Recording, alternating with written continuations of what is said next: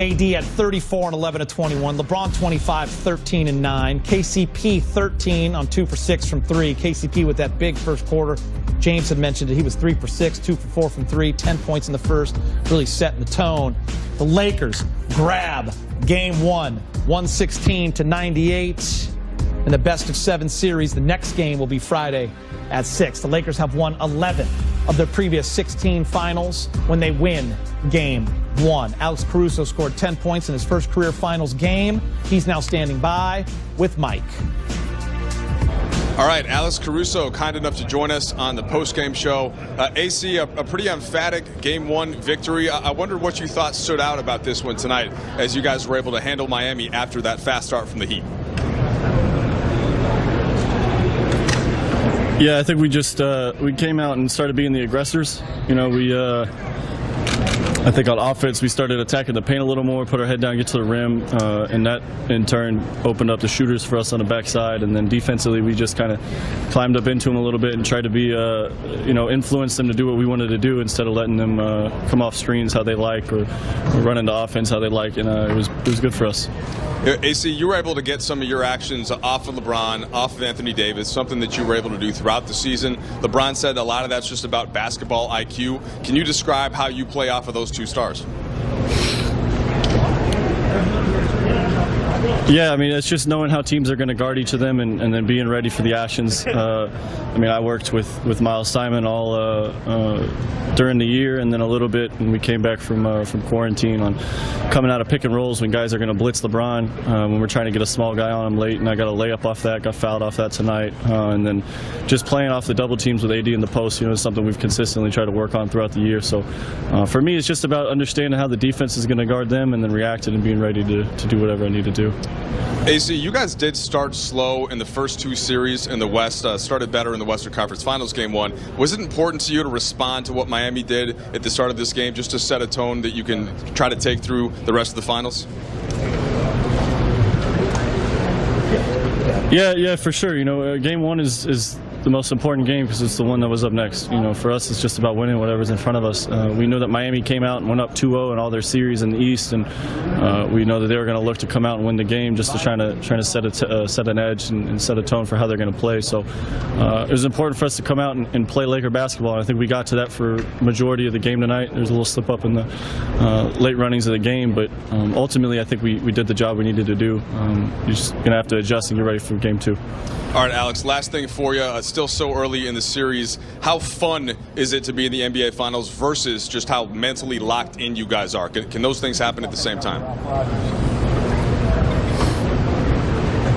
Yeah, for sure. I mean, with this team, we have fun every day. You know, whether it's the first game of the year or last game before All-Star break or the NBA Finals, you know, we play for each other, and when we have success, we celebrate each other, and I think that's one of the great things about this team. So obviously, NBA Finals, there's a lot of pressure and a lot of scrutiny that comes with it, but I mean, when you got teammates in a group like we do, it's just about going out there and playing hard, and ultimately, we're going to have fun. All right, Alex, thanks for the time, man. Yep, appreciate it, Mike. Most points in NBA Finals debut in Laker history. 1949, I was not born yet, but George Mikan went for 42. Elgin Baylor in 1959. Rob may have been born, I was not. He had 34. Shaq, I was there at the game against Indiana. Rob happened to be on the team. Big Game was there as well. Allie was barely born. 43 for Shaq.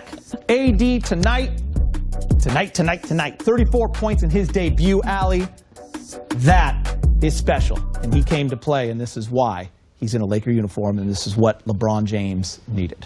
He's surpassing, if you will, the expectations that he set for himself. I think that we all had for him in his first year here in LA.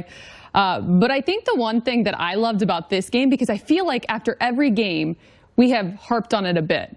We wanted to see a little bit more of an emphatic Anthony Davis, an animated Anthony Davis. We wanted to see those kind of impact moments. And if you go back and watch this game, the slow-mos of Anthony Davis saying it's over throughout the entire game. And I know that he loves his mother and father, and I've heard that they are now in the bubble. They were there in the front row. So I don't know if it's Pops who's bringing that out of him. But what we saw from him in those moments, Frank Vogel always talks about Rajon Rondo, and the special thing about him is he plays with swag. Anthony Davis played with swag tonight. Whether he's putting up points or doing it at the rim on the defensive end of the floor with all of the animation that came with it, it's the intensity that the Lakers need, because at the end of the day, we know that the Heat are going to come out with some sort of response. Rob, you know your guy, Jimmy Butler, even if he's on one ankle, he's going to bring some sort of energy. LeBron talked about it in the walk-off, the will, the determination, the desire that they must have. Anthony Davis, if he can stay like this. Allie, it's funny because Big Game said it a little while ago, and all of us have played sports. Everyone knows these moments. You played with people that have these moments. He said he's feeling it. Feeling it. You could tell he was feeling it. She's right. He was saying stuff during that game. We just haven't seen him. He was feeling good, Rob. He was feeling really good. You know, that's what you want to see when a guy's getting animated. He's feeling himself, and that cockiness comes out of, you know, a lot of great players. Great cockiness, and it's not a bad cockiness. It's a great cockiness, letting you know that, yo, this is who I am. This is how I establish myself in this league. And this is what you're going to get, because there's 3 more games left after this game before I get the pinnacle of sports. That's a championship, and not many guys can get it. And I'm on my way to get my first one. Man, I just see a little smile on your face right now. Do you want to say something? Because we had a lot of years there was no smiling. 3 more, man. 3 more games. You're going to see it, Geeter. But AD, you know, he's gone through a process. You know, it's coming from New Orleans, coming to LA. He's seen how difficult it is in the West. He's had some knockbacks, but he's always responded. And that's what the great ones do. He smells a championship. He's an elite player in this league. He's young, and I just love, like you said, that.